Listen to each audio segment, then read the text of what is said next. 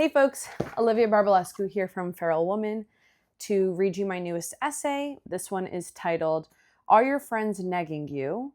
On how success is the revealing mechanism for who is actually rooting for you. So let's get this party started. When I was in college, I was so afraid of getting emotionally manipulated by men that I read The Game, Penetrating the Secret Society of Pickup Artists by Neil Strauss. It's the red pill incel's guide to picking up women, and I figured, what better way to defend myself than by doing reconnaissance on their battle plans? My biggest takeaway from reading The Game was the concept of negging.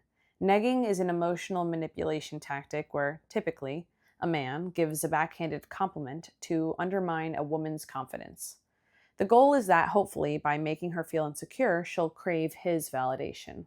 As a result of my research, I was always vigilant of negging in dating. Having the vocabulary to understand these passive-aggressive put-downs helped me identify and avoid insecure men.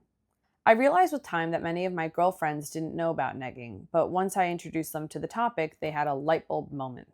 A few years ago, my friend went on a date with a guy who asked her to play the piano for him. When she did, he mocked her skill and posture. The next day, he asked to see her again. She called me. Olivia, I don't get it. It doesn't even seem like he likes me. Why would he ask to see me again? Girl, he's negging you.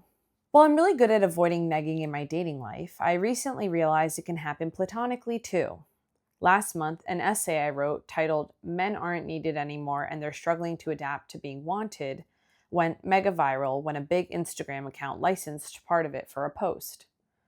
While I've learned to deal with hate comments from people I don't know, I struggled with the subtle negging I received from people I knew in real life.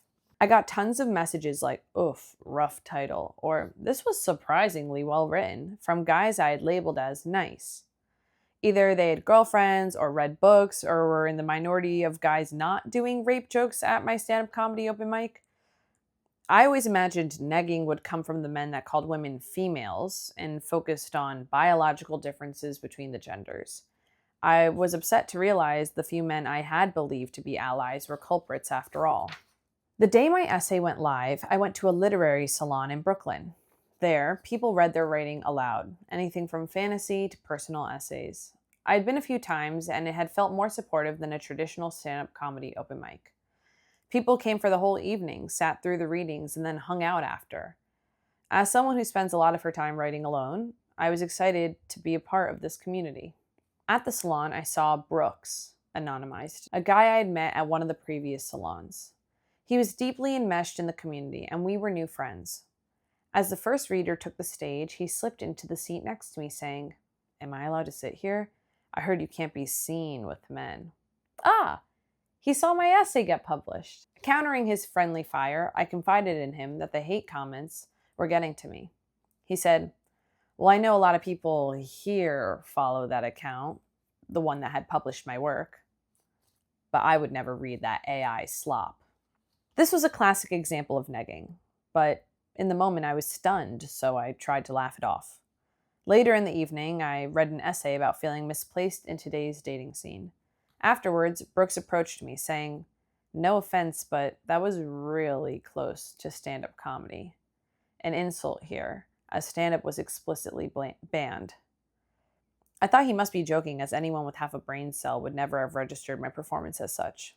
More of his friends arrived, and with each one another "no offense, but."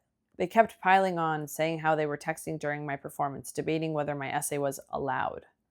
It then hit me that they were serious. These guys, who don't even have a say in who gets to perform or not, at a free open mic in Brooklyn, mind you, were using the placeholder of doing stand-up comedy as a way to gatekeep their small pond. Did being funny really violate the Geneva Convention of free open mics? Or was there something else motivating their takedown? Some of the nastiness I've experienced this month wasn't as nuanced. One night, a friend and I went to go hang out with Eric, a globally touring comedian with millions of followers across platforms. I'd hung out with him one-on-one before, looked up to him as a mentor, and even considered him a friend. When we arrived at Eric's house, my friend shared how my writing had gone viral, and I had even started to get a few brand deals. All of a sudden, Eric's grandfatherly demeanor became clinical. "Eric, how many followers do you have?" Me. I think I'm sitting at like 50K right now." "Eric, Wow. You'd think my extra 950,000 followers would make brands want to work with me. Must be nice to have tits. My face went hot. I was so embarrassed that Eric would say something like this, especially in front of my friend. His comment felt like a grenade, and all I could think about was how I could snuff it out as quickly as possible. Oh, haha, I don't even post any of that. I only ever post my face. I could help you get some brand deals if you want.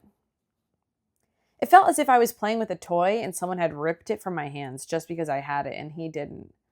Only instead of a sibling, it was my grandpa. The whole thing was so weird. Had he even tried to get brand deals before? Was this even something that he wanted? Being told my success was only from my tits was particularly hurtful because it made me realize something. I had been intentionally putting little to no effort into my appearance online so that if I succeeded, no one could claim it could come from anything other than hard work. But the reality is I could be wearing a burqa and it wouldn't matter. An envious person will always find a reason to claim someone else's success is unearned. I included a photo of my feed where you just see my giant honkin' bazookas.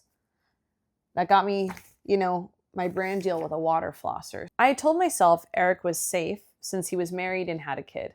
And while maybe I was safe from being actively hit on, which I wasn't, or objectified, which I clearly wasn't, I wasn't safe from his envy or entitlement. Negging can be a gateway drug to gatekeeping and envy, but if left unchecked for long enough, it will assume its ugliest form, betrayal. Over the past year, I'd become friends with a comedian we'll call Trojan Horse. He's someone I've gone to dinner with, helped prepare for auditions, and even given stage time. I could always count on standing with him in the back of a comedy club to feel safe. I saw him as a real friend, to the point where I'd confided in him how certain other men made me feel uncomfortable in the comedy scene. Specifically, one loser rape joker who tried to intimidate me in physical spaces and sicked his cronies on me to harass me and my friends in our Instagram DMs. At the party, all it took was 2 beers for Trojan Horse to let it accidentally slip that he had been hanging out with that loser. The one that I had told him harassed me and my friend. I never saw myself in competition with Trojan Horse. I genuinely wanted him to succeed, which is why I helped him and enjoyed hanging out with him.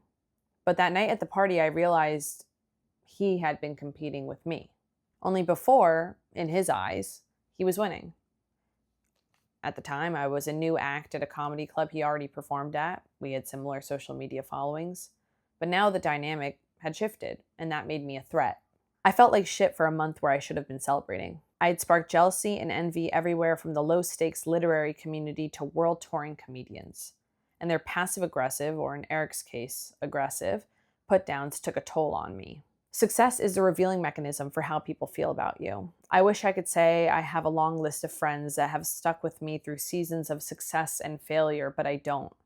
My recent internet success has acted as a sort of fumigation for secret naysayers, and I've become paranoid that with each additional success, another layer of friends will reveal themselves as unable to handle my shine.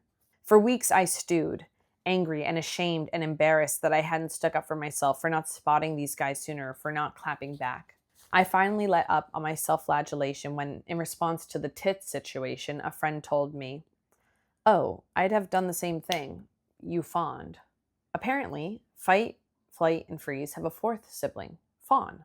This is when you try to appease the apparent threat by being overly helpful and making them happy. While naming these phenomena doesn't cure me of my grief and anger, it has helped me remember that this shame I've been carrying is not mine to shoulder. My dad's an old school Brooklyn guy, and he's known for being good at reading people. All these incidents made me feel like I failed to inherit a family superpower. When I told him what was happening, he said, "Olivia, the problem is you assume the best in people. Whenever I meet someone, I assume they're a criminal. Slowly, I do business with them, get paid, and they inch themselves from the category of criminal into human. This is an insane way to live." My dad is so good at reading people because he just assumes everyone's bad. I don't want to assume everyone's a criminal, but as a result, I need to be okay with letting people take time to reveal themselves to me. Men who perform allyship the hardest are the ones most desperate for its cover. If a guy keeps bringing up his wife between hitting on audience members or posting pictures of the bell jar while ghosting your friend, run! My time has become more precious, and with it, I need to be more guarded as to who has access. No one gets a permanent stamp of approval. It's a changing permission that can get revoked at any time. I wasn't wrong in giving Brooks, Eric, and Trojan Horse access last year, but they are not eligible for renewal. I read a whole book about negging, but still fell victim to it because it was cropping up in places I didn't expect. As my friend Melissa says, it's very difficult to be naturally resistant to negging. You have to inoculate yourself by being aware. I wasn't bad at reading people, I just needed to re-up my vaccine. I'm not going to be able to predict with 100% accuracy whether someone is a mole unless I shut everyone out. Taking chances on people can lead to disappointment, but it also resulted in one of the best friendships I have. I met my friend Patricia when onboarding for my last shitty tech job.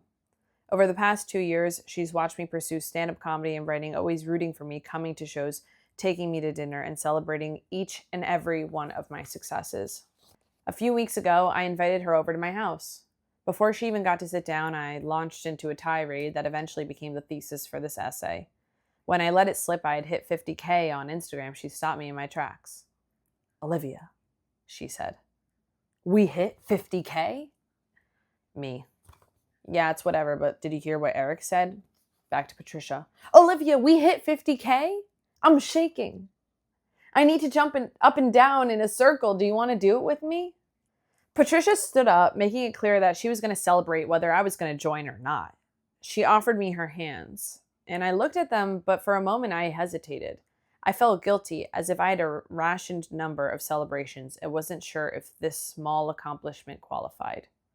However, while it was one thing to deny my own joy, I wasn't going to snuff out Patricia's. I took her hands and we started jumping. When Patricia started chanting, 50K, 50K, I finally could breathe. I let go and just let myself be happy.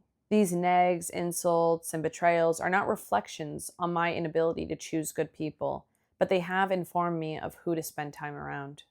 It took getting burned to see how I was cutting too much slack to people who didn't deserve it. I used to think that if I shrunk myself, it would hurt less when other people did it. I've learned that if I treat my accomplishments as unimportant, so will the people around me, or worse, I might actually minimize the joy of my real friends and supporters. Shrinking myself to avoid being shrunk is like punching myself in the face, hoping no one else will. But there will always be a line of people waiting to punch me in the face, so why would I start them off? Thank you to Holland Thigpen for editing this essay, and to my friend Patricia for being Patricia. Thank you to the folks who came to the live event where I read this essay live for the first time and started chanting, 50K, 50K. That really was a very special moment. If you want to see another video essay, you can check out the one I did about that viral essay that kicked this all off. Click here to check that out next. Thank you so much for being here, and please make sure to subscribe on YouTube and Substack. I really appreciate it, and I hope you have a wonderful day. Feral Woman out.